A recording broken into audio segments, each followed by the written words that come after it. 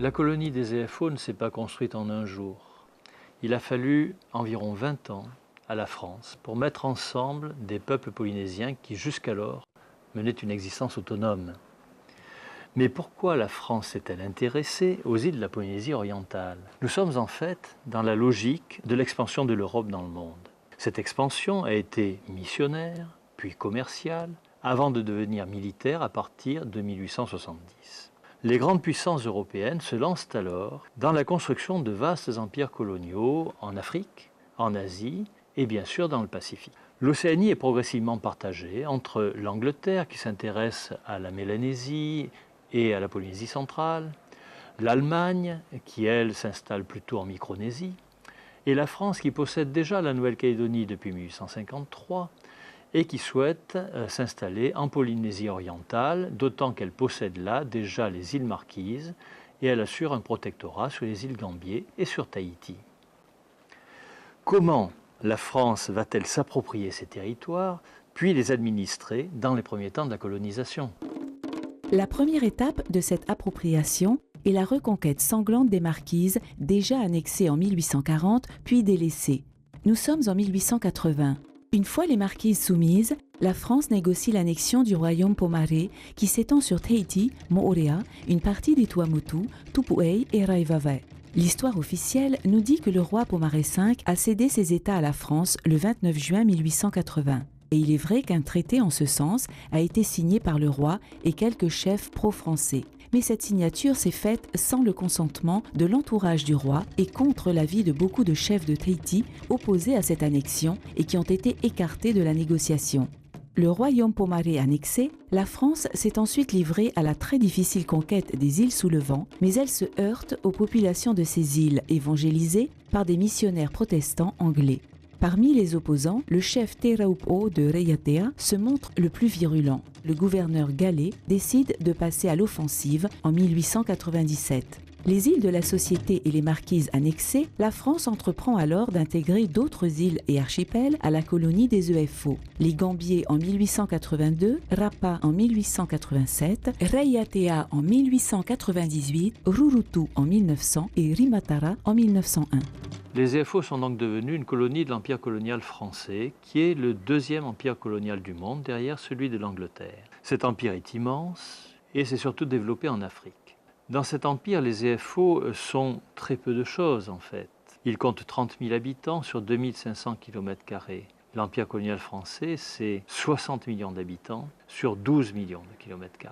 En général, les habitants des colonies sont considérés comme sujets et n'ont aucun droit. Ils sont même souvent exploités, en particulier par les grandes compagnies. Et ils sont traités d'ailleurs comme des esclaves. La situation des EFO est différente car on y trouve à la fois des sujets et des citoyens. En effet, c'est unique dans l'histoire coloniale du XIXe siècle, la donation de ces États à la France par Pomaré V a fait que ces sujets sont devenus citoyens français. Mais cette citoyenneté n'a pas été élargie aux autres îles de la Polynésie orientale. C'est ainsi que les Marquésiens, les Mangaréviens, les Raromatai, les Rapa, les Rimatara demeurent sujets. La colonie est dirigée par un gouverneur qui a tous les pouvoirs. Il est assisté d'un conseil privé qui n'a qu'un rôle consultatif. Dans les archipels, il est représenté par des administrateurs qui sont le plus souvent des médecins militaires. Autour du gouverneur gravite une micro-société influente composée de colons et de quelques chefs tahitiens que l'on retrouve au Conseil général. Le Conseil général critique si durement l'administration qu'en 1903, le gouverneur Petit obtient sa suppression. La population polynésienne n'intervient guère dans la vie publique qu'au travers des conseils de district qui sont un peu l'équivalent des conseils municipaux métropolitains. Elle est aussi représentée et défendue par quelques chefs ainsi que par les églises. On constate que, comme beaucoup de sociétés coloniales, la société des EFO est cloisonnée et hiérarchisée. Au sommet de la pyramide, on trouve le gouverneur, les colons aisés, les chefs qui mènent grand train de vie et qui se retrouvent dans les cercles privés de Papeete. À la base de la pyramide, on va retrouver les populations polynésiennes, de loin les plus nombreuses, et qui continuent à vivre de manière très traditionnelle, sous le contrôle très vigilant des prêtres et des pasteurs. Entre les deux évoluent un certain nombre de colons peu fortunés qui souvent ont pris une femme tahitienne et qui font un peu le lien entre les deux communautés. Il faut ajouter à ce tableau de la société de l'époque l'installation d'un nombre croissant de ressortissants chinois, surtout à partir de 1907. Sur le plan économique, les EFO sont une colonie en somnolence. On rappellera tout d'abord que le choc biologique qui a suivi les premiers contacts a décimé la population qui ne cesse de décroître. On a donc un espace en friche, mal mis en valeur, faute de bras. Mais cet espace demeure peu intéressant pour une exploitation d'envergure. Par ailleurs, entre 1880 et 1914, les EFO sont une colonie isolée, perdue au centre du Pacifique et oubliée de sa métropole.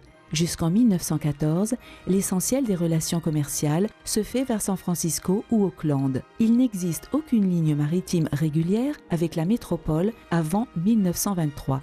L'économie de marché se développe malgré tout après 1880, autour du copra et de la vanille. La production est le fait de petites exploitations familiales qui en retirent quelques profits. Elle enrichit surtout les intermédiaires et les sociétés commerciales.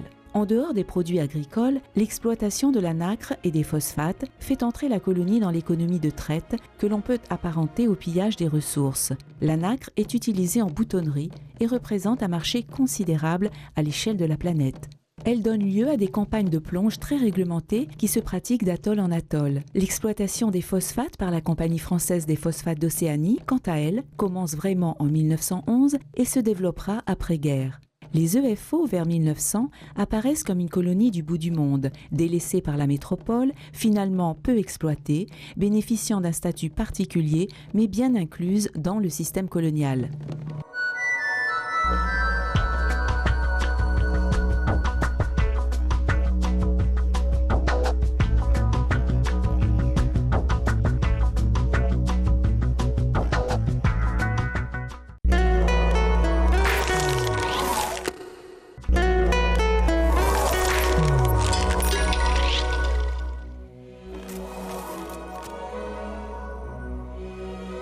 Matéata Vitrac crée ses œuvres à partir d'une technique mixte où se mêlent différents moyens d'expression plastique tels que le collage, la peinture et le dessin.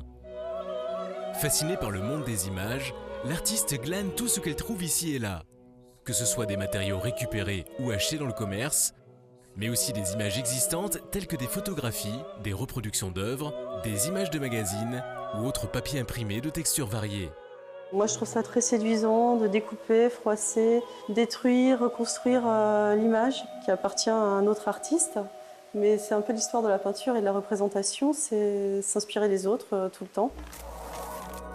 Matéata Vitrac réalise ses tableaux en plusieurs étapes. Chaque œuvre est l'aboutissement d'un long et minutieux travail de composition et d'improvisation. Donc, je travaille uniquement sur du contreplaqué. Ça c'est du 6 mm ou 4 mm, ça dépend des formats.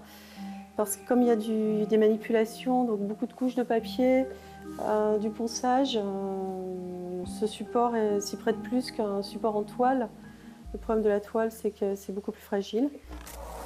Le support rigide est entièrement recouvert d'un vernis-colle étalé à l'aide d'une brosse. Donc ensuite, je prends mes papiers.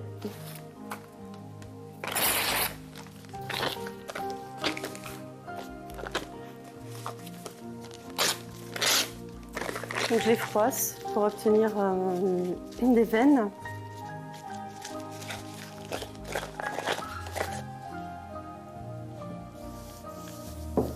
Et je remets de la colle par-dessus.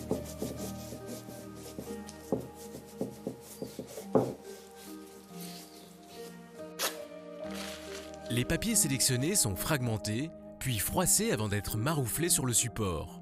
Le froissement du matériau crée des effets de matière, des veines, qui seront révélés plus tard au cours du ponçage. Et je continue donc l'opération jusqu'à ce que tout le support ait disparu.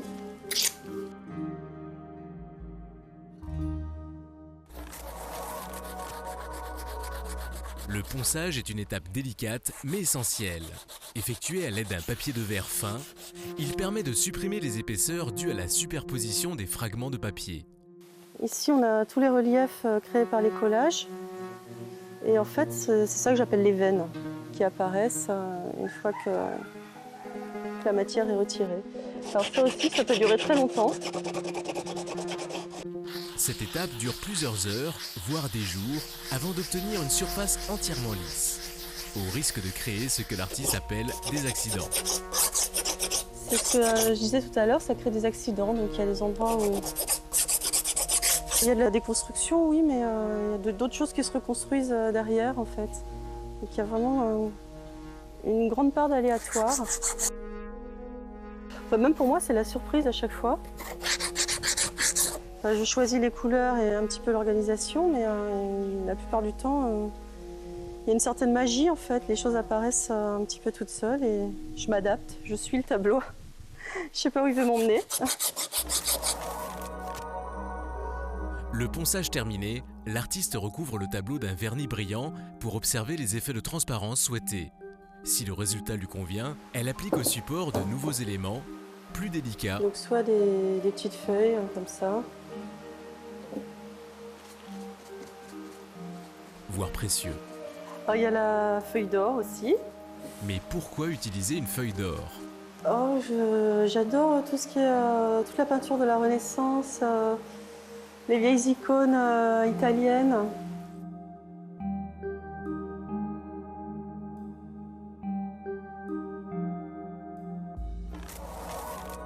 Après ces derniers collages, Matteata Vitrac entreprend un long travail de peinture pour mettre en valeur certaines formes ou en faire disparaître d'autres. L'artiste utilise une peinture pour vitrail transparente ou opaque. Alors, je fais disparaître aussi toutes les lignes de séparation en fait, qui apparaissent avec les collages. Soit elles disparaissent au ponçage, et celles qui ont résisté, je les recouvre. Et ça donne en fait une certaine homogénéité, on ne voit plus toutes les brisures d'un papier à l'autre. En 2005, Matteata Vitrac a réalisé une série de diptyques sur de grands panneaux de bois rappelant les vitraux. Elle a puisé son influence chez quelques grands maîtres du XVe siècle. Donc voilà, je suis allée emprunter ces peintres comme Giotto, Fra Angelico, Piero della Francesca, Raphaël, leurs petits anges. Je leur organise un nouvel espace. Tout ce petit monde communique. Donc on retrouve exactement les mêmes matériaux que dans le tableau rouge. Des feuilles de papier qui créent des formes un petit peu courbes. Des papiers avec énormément de texture, de matière, mais tout a été poncé, donc c'est finalement devenu très lisse. Et puis faire disparaître les juxtapositions entre les différents collages. Le but, c'est qu'on ait l'impression que c'est vraiment une image, que ce soit très homogène. On voit vraiment plus tout ça sont des images séparées. Matteata Vitrac s'intéresse également au travail d'illustration de livres. C'est une commande du CRDP sur la guerre de Troie. Donc on m'a demandé d'illustrer le voyage d'Ulysse de Grèce jusqu'à Troie. En 2010, Matteata Vitrac a illustré un recueil de poèmes intitulé Utopia, écrit par Gilles Cerdan. Elle a effectué un important travail graphique au feutre fin qui se superpose aux aplats de couleurs acryliques.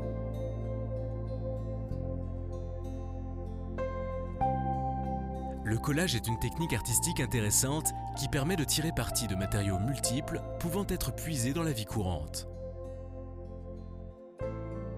Le processus de réalisation d'une œuvre collagiste est caractérisé par deux étapes essentielles, celle de la déconstruction et celle de la reconstruction. Afin de comprendre ces deux notions, intéressez-vous aux différentes formes de collage apparues dans l'histoire des arts et aux artistes qui en ont été les précurseurs.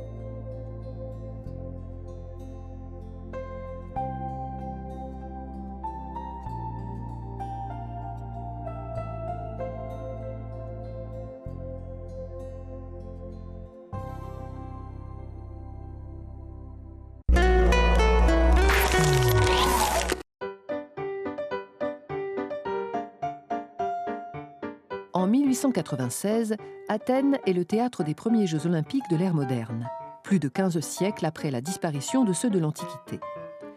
La rénovation de l'olympisme est attachée à la figure du baron Pierre de Coubertin, homme convaincu des vertus pédagogiques et patriotiques du sport. Toutefois, la volonté de faire concourir des athlètes au nom d'un idéal n'est pas une nouveauté.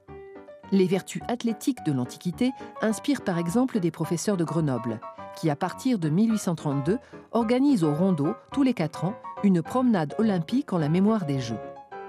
En Angleterre, William Pennybrooks, dont l'influence sera décisive sur Coubertin, crée en 1850 les Jeux olympiques de Wenlock, qui existent toujours. Enfin, le grec Evangelos Zapas ressuscite en 1859, dans un esprit romantique et nationaliste, les Jeux à Athènes. Toutefois, le rayonnement de ses précurseurs ne dépasse guère les frontières, alors que Coubertin inscrit d'emblée son ambition dans une dimension internationale. Aussi, le 23 juin 1894, Pierre de Coubertin voit à 31 ans son rêve se réaliser devant les représentants de 13 nations réunies à la Sorbonne. La communauté internationale, au nom de valeurs humanistes, ressuscite l'olympisme. Le Comité international olympique est alors créé et l'architecture des Jeux est posée.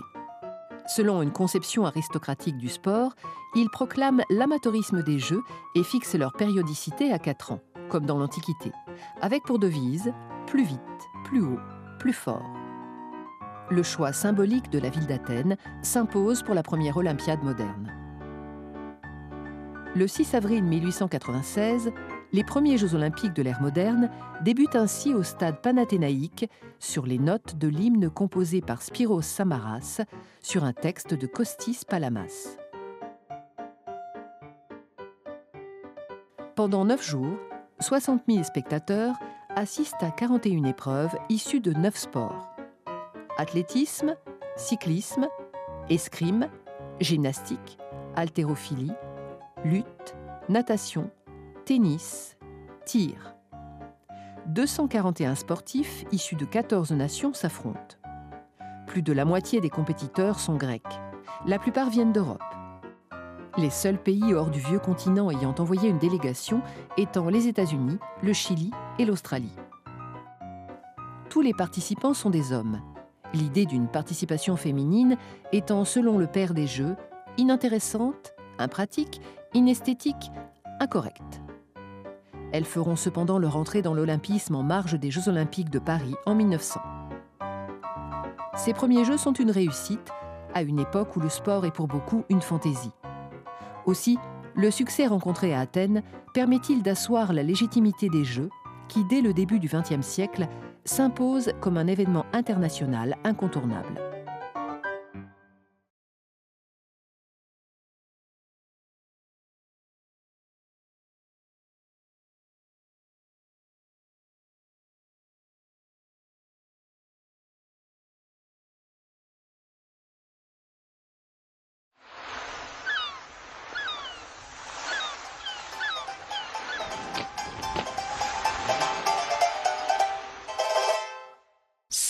SI ou SI S''Y.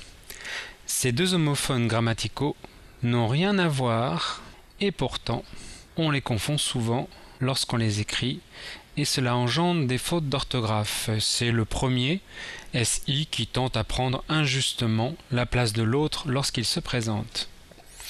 Nous allons donc nous intéresser en priorité à S''Y. Comme tu le vois, il est composé de S', qui est une autre forme de ce SE, et de Y. Ce SE est le pronom qui sert à construire un verbe dit pronominal, comme il se repose, se reposer, elle se maquille, se maquiller. Y est le pronom adverbial qui remplace, par exemple, un complément circonstanciel de lieu, mais cela pourrait être aussi un complément d'objet indirect. Il se repose dans sa chambre, il se repose où, dans sa chambre, remplacé par Y, que l'on place avant le verbe. Il s'y repose. Une astuce, en cas de doute, dégage le verbe pronominal en réfléchissant un peu. Ici, il faut reconnaître le verbe se reposer, ou bien cherche Y en posant les bonnes questions. Il se repose où? Dans sa chambre, remplacé par Y. C'est un peu plus compliqué. Nous ne nous attarderons pas sur l'homophone SI, qui peut être au passage un adverbe, une conjonction. Voici quelques exemples de son utilisation très variée, mais en tout cas jamais juste avant un verbe. Concluons enfin ce module avec la célèbre devise de Louis XII, qui avait choisi, pour se représenter symboliquement, un porc-épic. Qui s'y frotte, s'y pique. Qui se frotte à mes piquants, se piquera à mes piquants.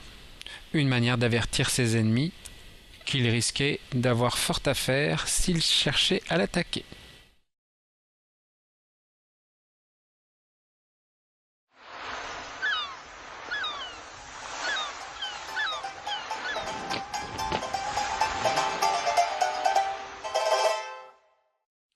Le ou lui, la ou lui, les ou leur. Le, la, les sont des pronoms personnels.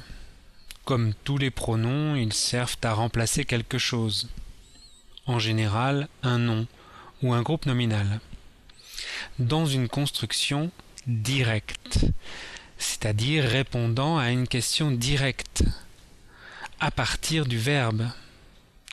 Question qui sera qui ou quoi. Exemple. Je connais qui? Sa fille.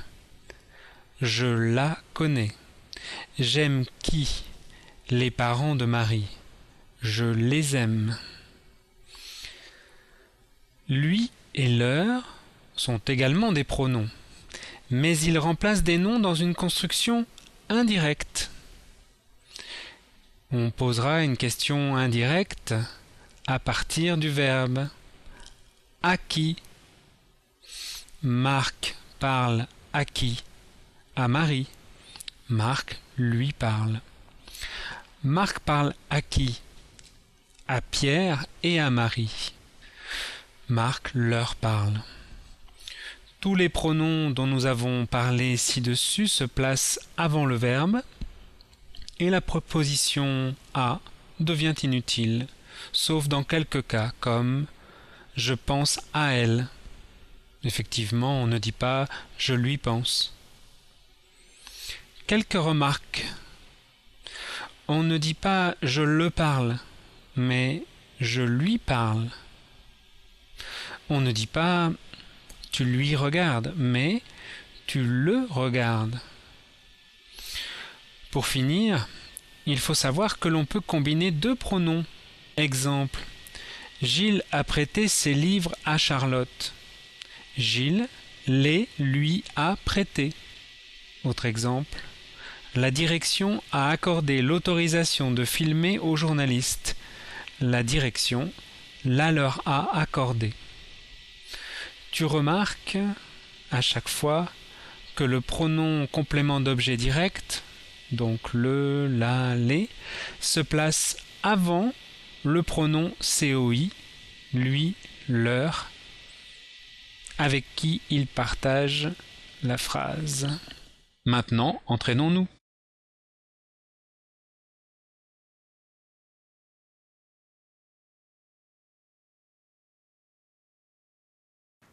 So vacation's coming up pretty soon. Yeah, have you thought about where you might like to go?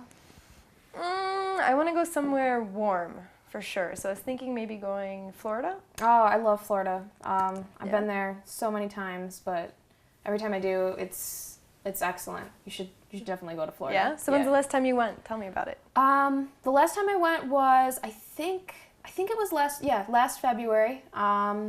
Okay. How long did you stay? I stayed about 10 days, a week and a half. Cool. Okay, so did you go by yourself or?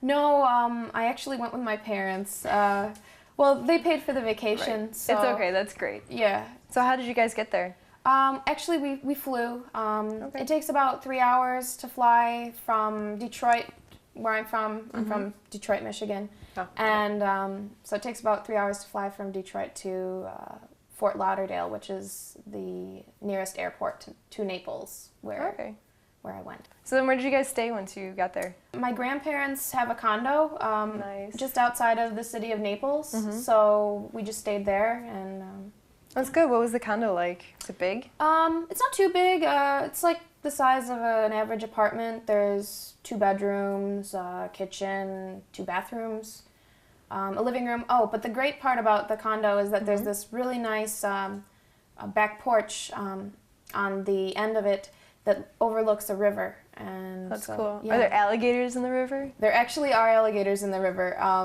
Yeah, it's pretty cool to watch them swimming by at night. And so then, you said you stayed in Naples. What is Naples like? Well, Naples is an all right city. It's not the most happening place. There's not really a lot of nightlife or clubs. So it's not really the greatest place to be for young people. Okay. Is there a beach? Yeah, there's lots of beaches since Naples is right on the Gulf of Mexico. So, yeah. That sounds good. Yeah. So, excuse me, but the Florida Keys, is that anywhere near Naples? The Florida Keys are actually a lot further south. They're just a little chain of islands that are off of the tip of Florida. But I've been there before too, and that's also a great place to visit. I'm sure that'd be interesting, but tell me more about Naples. So what did you guys do there? Well, let's see. Mostly relaxed, just relaxed by the pool. There was a pool at the condo, but we also went to the beach a lot, went out to different restaurants. One day we went to the Florida Everglades, but we had to rent a car to get there because it's a couple hours drive.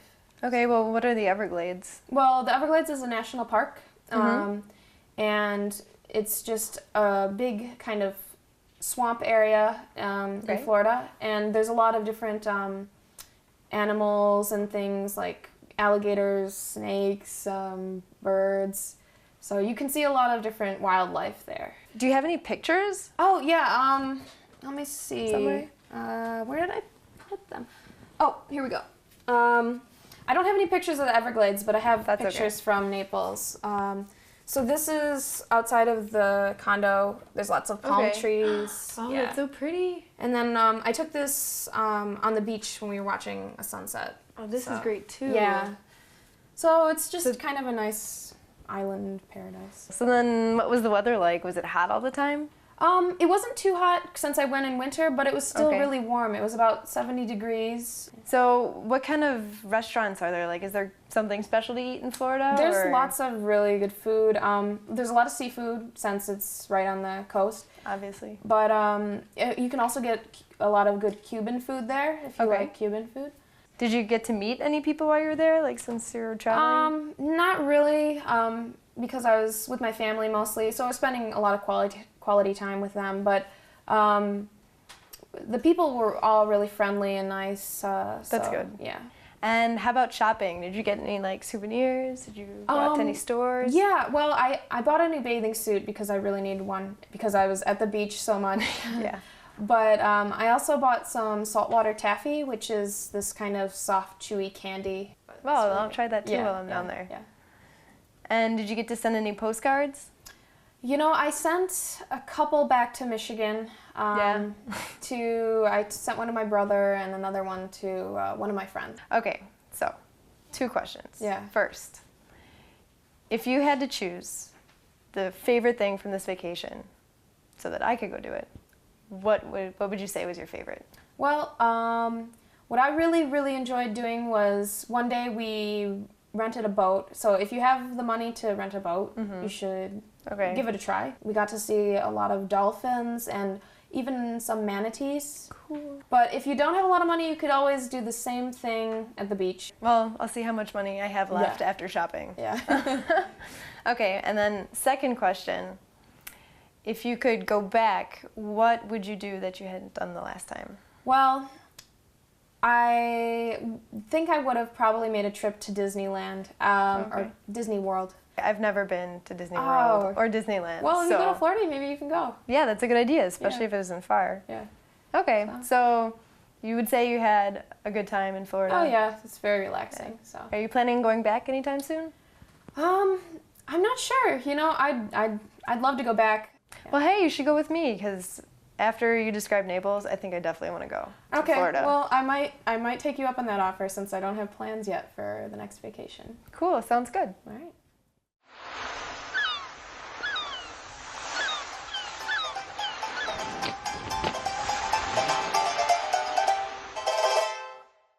quoique en un mot ou quoique en deux mots.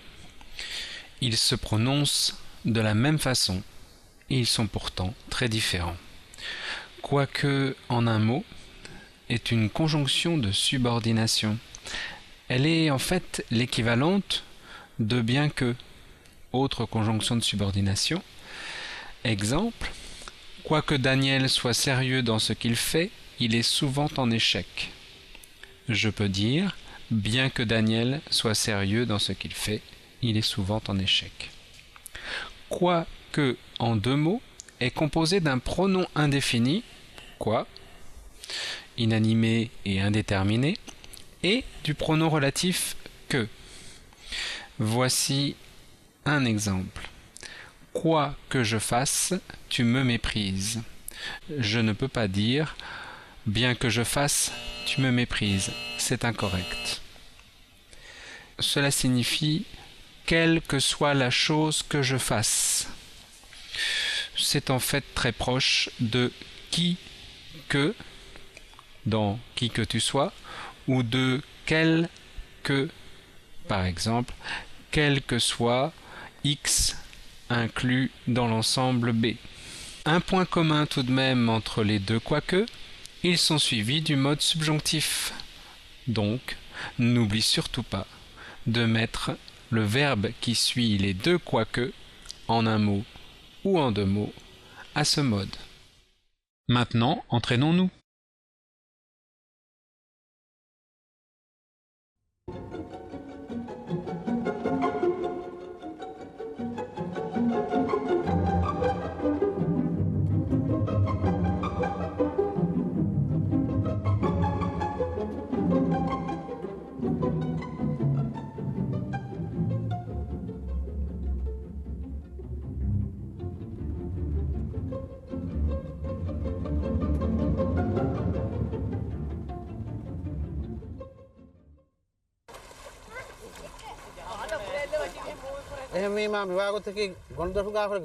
Le rivage, il y a 20 ans, se trouvait là-bas, au fond, à la limite des eaux claires.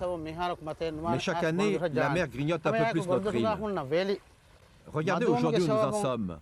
Le rivage a reculé de 30 mètres. L'érosion est de plus en plus forte.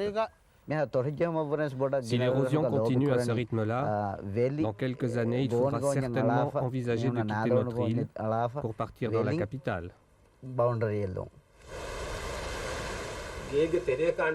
Quand les grandes vagues sont arrivées, plein de maisons ont été inondées. On a eu très peur. On n'avait jamais vu ça ici dans la capitale. Si le niveau de la mer monte dans les années à venir, si le réchauffement des eaux continue à tuer les barrières de corail qui nous protègent, et c'est vraiment notre problème numéro 1 ici, je peux vous assurer qu'à terme, c'est la mort de notre nation.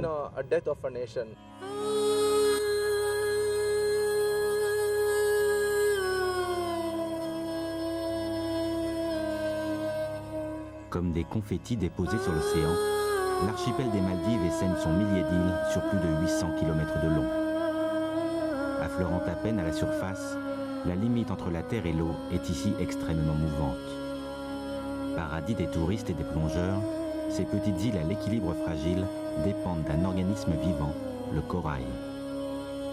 Accroché aux crêtes d'anciens volcans, il a donné naissance à ces îles. Cette barrière de corail forme une véritable frontière naturelle qui ceinture chaque île.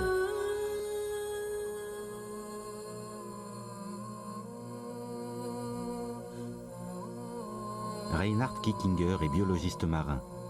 Il étudie l'évolution de la barrière de corail et la faune sous-marine qui est extrêmement riche et variée.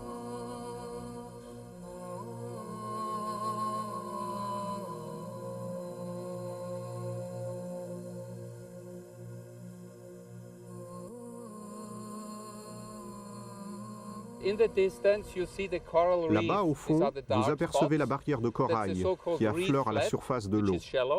Juste après, dans la partie sombre, ça descend à pic. C'est la pleine mer. Cette barrière de corail grandit constamment au-dessus de la surface. Et elle est la meilleure protection naturelle contre les vagues puissantes, contre les tempêtes ou contre l'érosion qui menace le rivage. Mais seul un corail sain peut protéger ces îles. Mais quand les eaux se réchauffent, comme c'est arrivé de façon dramatique ces dernières années, le corail blanchit et meurt. La frontière naturelle s'efface et ce corail, squelettique, ne peut plus arrêter les vagues.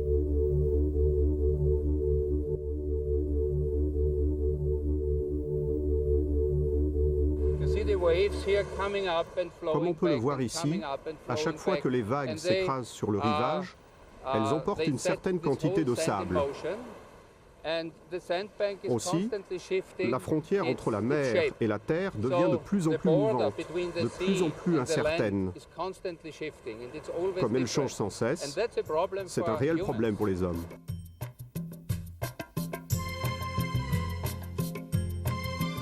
Apparaissant comme un mirage, Malé, l'île capitale des Maldives, s'élève timidement au-dessus des eaux. Entièrement urbanisée, elle est une des plus petites capitales du monde.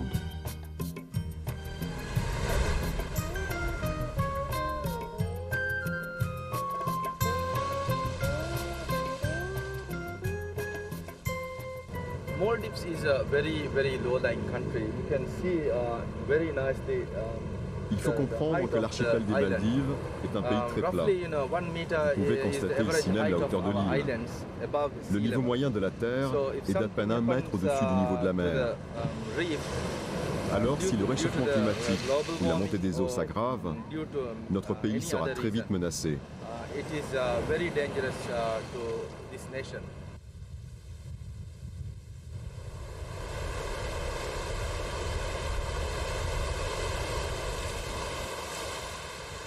Dans la nuit du 11 au 12 avril 1987, Malé est envahi par les eaux.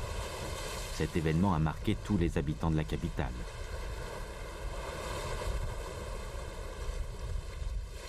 La famille d'Ushama, qui vit à quelques mètres du rivage, a failli tout perdre. C'était minuit. On dormait et on a entendu un grand bruit. On est tous sortis et devant nous, on voyait arriver de gigantesques vagues qui se déversaient sur la route. Tout le monde était dehors. Les gens essayaient de nager, on était effrayés. Oui, c'était impressionnant. Mais il a fallu agir vite. On a pris des sacs de sable et on essayait de former des barrages devant les portes et les fenêtres parce que l'eau rentrait de toutes parts. Après, on a pris tous les objets de valeur, la télévision, le magnétoscope, et on s'est enfui à l'intérieur de l'île.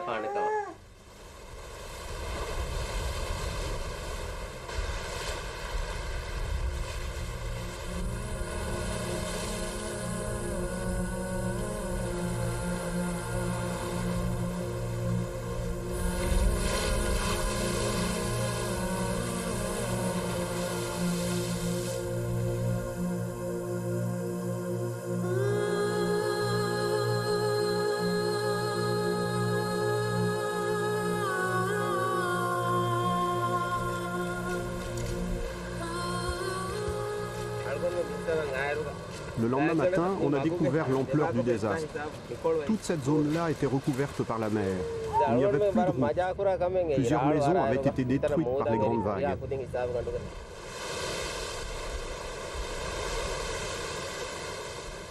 Après cette tempête, plein de gens ont définitivement déménagé dans un autre quartier de la ville. Nous, cette nuit-là, on a été tellement effrayés qu'on est parti ailleurs. On avait trop peur de revenir ici. La capitale des Maldives venait de vivre les pires heures de son histoire. La moitié de l'île se retrouvait noyée sous 1 mètre d'eau.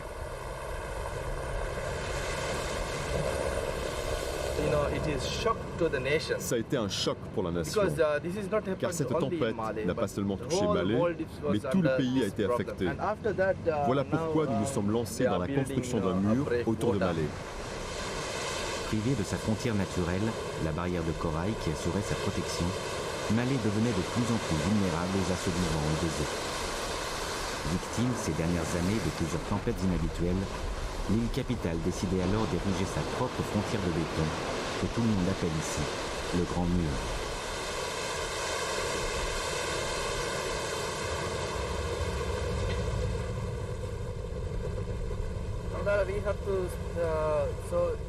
We're just going to pick up this one. Okay. After that, the process is Okay, now we again proceed with the work. Okay, very slowly.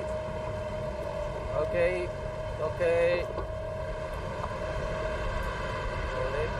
Slowly, okay. Ce projet a débuté il y a environ 5 ans. En ce moment, nous attaquons la dernière phase des travaux. Une fois fini, tout Malais sera entouré par ce mur qui protégera la ville pour au moins une génération. Le mur fait 5 km de long, soit la circonférence de la ville. Okay. Okay, move it towards, move it. Hold it, slowly, okay. Okay, slowly. Bandaravi, okay?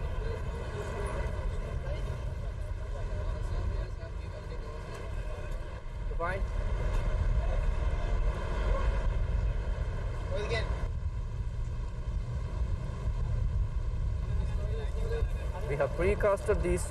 Nous utilisons ces blocs de béton. Et là, nous allons les couler dans l'eau.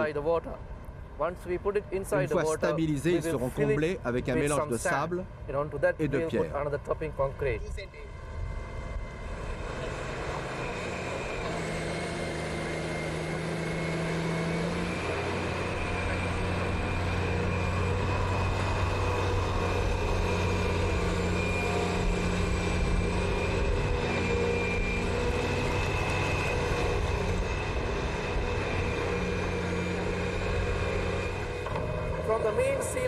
Le mur fait en moyenne 1,50 m au-dessus du niveau de la mer.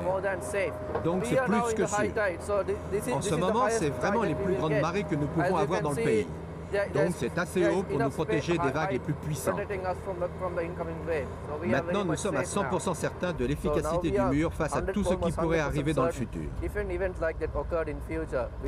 Les habitants de Malé peuvent être rassurés. Ce mur a coûté plus de 40 millions de dollars. Et sans l'aide du gouvernement japonais, cette petite république islamique aurait eu beaucoup de difficultés à financer un tel projet.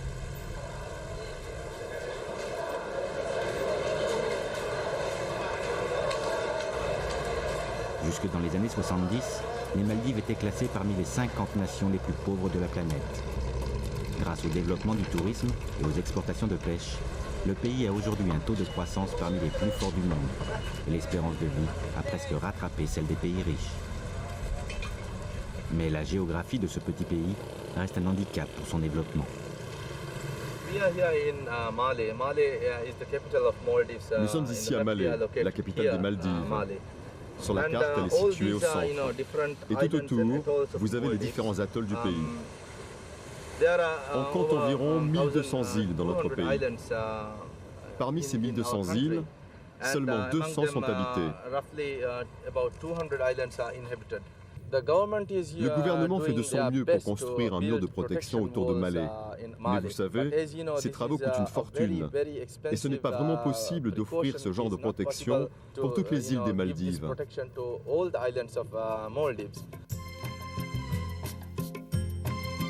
Dans quelques mois, tous les habitants de la capitale seront à l'abri derrière leurs frontières de béton. Mais la majorité de la population des Maldives vit sur 200 autres îles, la plupart minuscules. Que vont-ils devenir si les éléments se déchaînent à nouveau? À 2 heures de bateau rapide de la capitale se trouve l'île de Rajdou. Elle mesure à peine 500 mètres de large et abrite 800 habitants.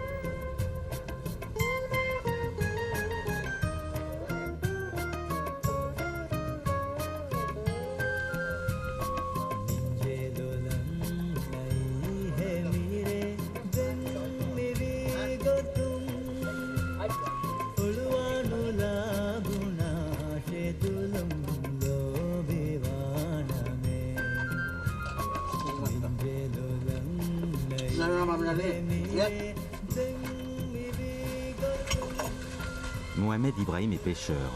Il est aussi l'imam de Rajdou. Il est très impliqué dans la vie de son village, qui n'a aucun secret pour lui.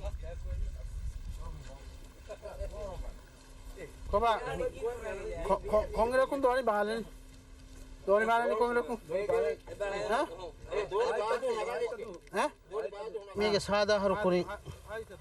y a 15 ans, la mer arrivait jusque-là, au pied de ces cocotiers. Si on n'avait rien fait, l'érosion aurait fini par menacer l'école. Alors, pour gagner le terrain que la mer nous a pris, on a décidé de déposer les ordures sur cette partie du littoral. Mais pas les plastiques ni le verre. On met les ordures et on les tasse régulièrement avec du sable. Mais on s'est rendu compte que ce n'était pas suffisant. De plus en plus souvent à marée haute, les abords de l'île étaient inondés par les vagues. Alors on s'est dit qu'il fallait construire des digues. Mais comme ça coûte très cher, on s'est réunis et toute la population du village a participé aux travaux.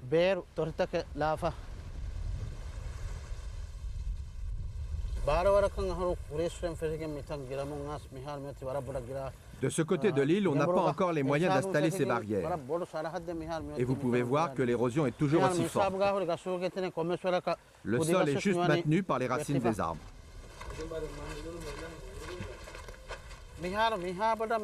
À Rajdou, on est quand même tous responsables de ce qui arrive. Car pendant des années, on a beaucoup exploité le corail. On l'arrachait pour construire les maisons du village. On ramassait le sable des plages et du lagon pour les routes, pour faire du ciment. Quand on nous a expliqué que la barrière de corail nous protégeait, on a arrêté de l'exploiter.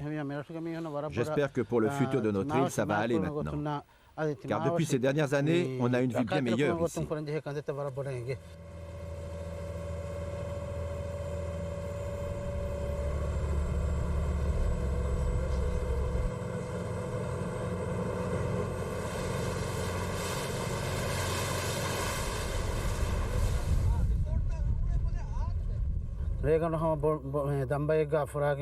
Avant, la vie était très dure dans les îles. On n'avait pas d'école, pas de dispensaire. Les gens mouraient jeunes et pour les pêcheurs, les conditions de travail étaient très difficiles. Le poisson qu'on pêchait, on le faisait sécher et il partait vers le Sri Lanka ou l'Inde et on survivait avec ça. Puis en 1984, juste en face de notre île, ils ont ouvert un complexe touristique et depuis, je vends presque toute ma production aux touristes et mes revenus ont sacrément augmenté.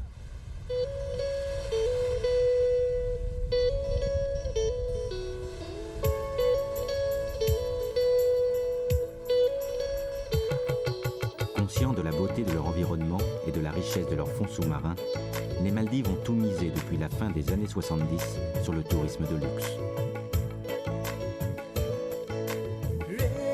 Mais ces îles ne sont pas épargnées par l'érosion. Leur frontière naturelle, la barrière de corail, a bien souffert. Et la plupart ont dû construire des murs de protection pour préserver leurs plages de sable fin. Car ce n'est pas seulement un équilibre environnemental qui est en jeu, mais aussi toute une économie.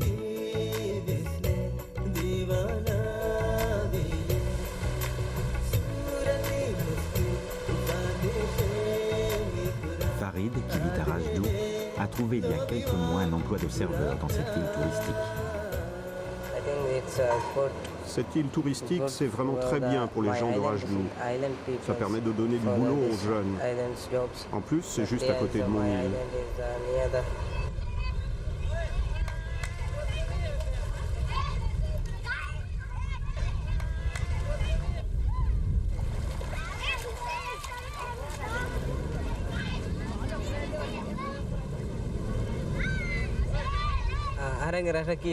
Voilà, c'est mon île, Rajdou. C'est ici que je suis né.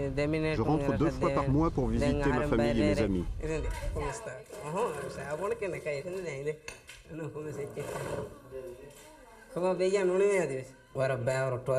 Avant qu'ils construisent le complexe touristique, tous les jeunes étaient obligés de partir pour trouver du travail. Il fallait aller à Malé ou dans une autre île très loin d'ici. Maintenant, on peut travailler à côté, dans l'île touristique, et rester vivre dans notre île. Pour le futur des jeunes, ici, c'est beaucoup mieux.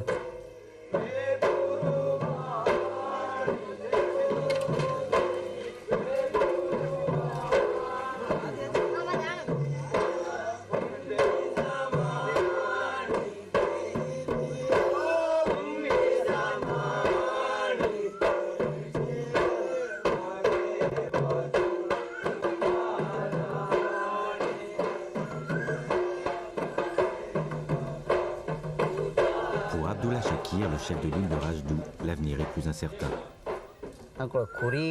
J'ai remarqué que depuis 4-5 ans, il y a beaucoup moins de poissons autour de l'île et l'eau de mer est bien plus chaude qu'auparavant. Qu'est-ce qu'on peut faire s'il y a un réchauffement global de la planète? Les signes de changement sont déjà là. La barrière de protection que nous avons construite nous protégera un temps, mais on ne pourra rien faire en cas de montée des eaux. Quelques centimètres de plus et toute notre île sera menacée. J'ai bien peur que nos enfants ne puissent pas grandir ici, car dans les années à venir, il faudra envisager sérieusement de quitter notre île. Le problème, c'est que financièrement, nous ne sommes pas assez solides pour envisager un tel déménagement. Mais je crois vraiment que nous n'avons pas trop le choix. Si le gouvernement nous demande de quitter notre île, on le fera avec plaisir. On est dispersés sur des centaines d'îles et d'îlots et c'est compliqué de nous apporter tous les services. À Malé, nos enfants pourront aller au collège, il y a plein de médecins, on aura sûrement de meilleurs emplois, de plus belles maisons. Je suis sûr qu'on y gagnera. Nous, on est prêts à partir. Non, mais à Malé, on ne peut pas accueillir les gens des autres îles ici. Ils ne peuvent pas s'installer ici. C'est surpeuplé. Ils doivent aller ailleurs. On vit dans de minuscules appartements qu'on doit souvent partager entre plusieurs familles. Les loyers sont hors de prix et il n'y a vraiment plus de place pour construire d'autres maisons.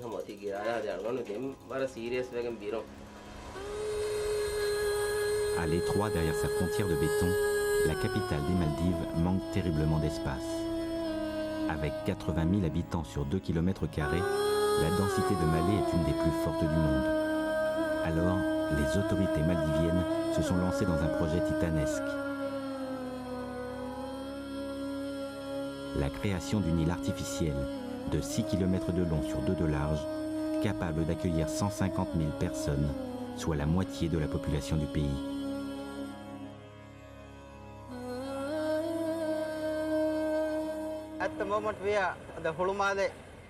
Nous sommes actuellement sur le site du projet d'Ulu-Malé.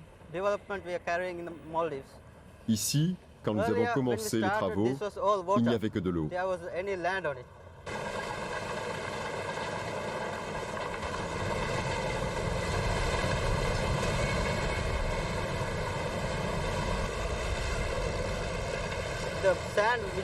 Jour et nuit, les dragueuses pompent le sable du lagon qui est amené par des tuyaux jusqu'ici.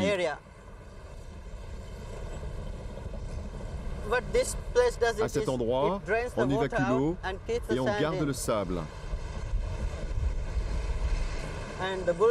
Les bulldozers étalent le sable pour recouvrir la surface à assécher.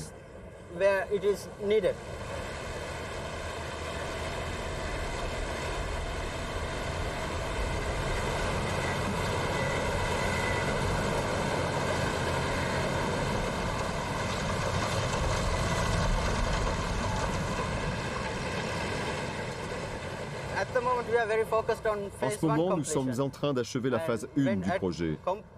Et quand elle sera terminée, la surface de la phase 1 sera aussi grande que la capitale Malé. Avec les phases 2 et 3, nous rejoindrons l'aéroport qui sera englobé dans ce projet et nous aurons une seule grande île.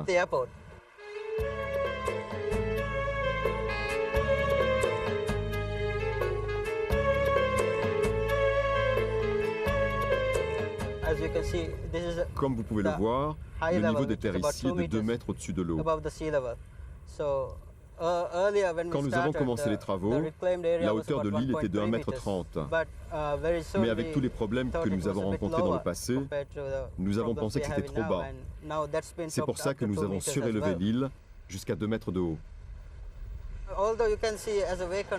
Tout cet espace que vous voyez est vide pour l'instant. Mais si vous revenez l'année prochaine, vous verrez des immeubles, des arbres, des routes seront tracées. Nous allons bientôt commencer la construction des 250 premiers logements. Le but de ce projet est de décongestionner Malé et de rediriger par ici les gens qui veulent aller dans la capitale.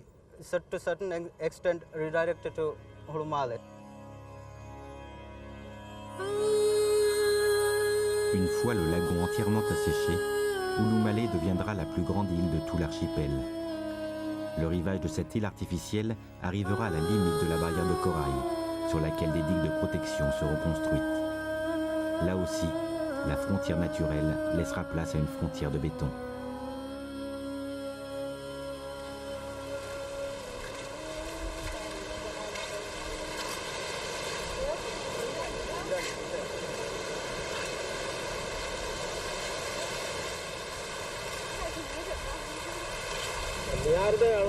Depuis qu'ils ont construit le mur, tout a changé. On se sent plus tranquille, on se sent protégé. On n'a plus peur que la mer vienne nous envahir. On voit vraiment l'avenir avec plus d'optimisme.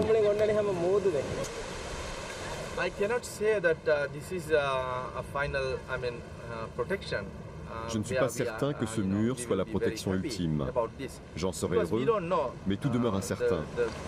Les changements climatiques peuvent arriver très vite. Tout ça est dû à la façon dont les hommes ont choisi de développer leur pays. Nous ne pouvons pas faire grand-chose. Mais les pays industrialisés comme les États-Unis et beaucoup d'autres se moquent de nos problèmes environnementaux.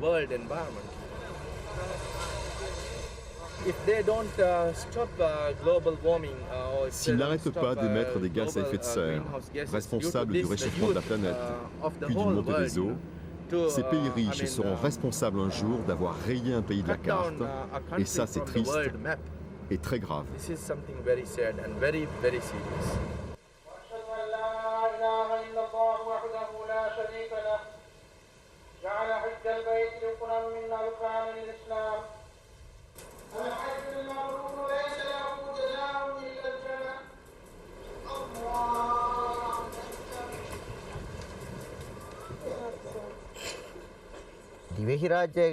Quitter notre île pour Malé ou une autre île du pays, c'est supportable. Mais par contre, si un jour on devait envisager de quitter les Maldives pour un pays étranger, ça serait un drame pour nous.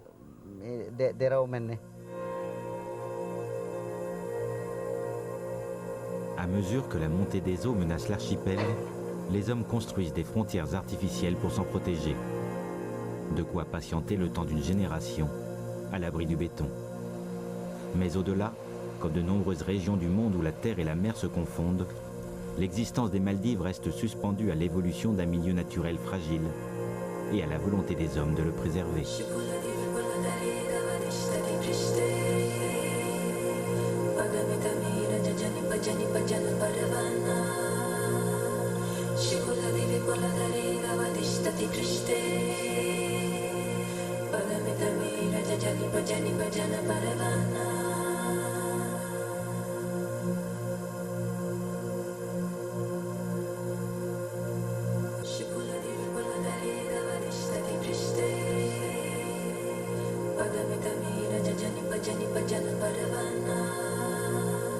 Shikola devi kola dare gavati stati krishte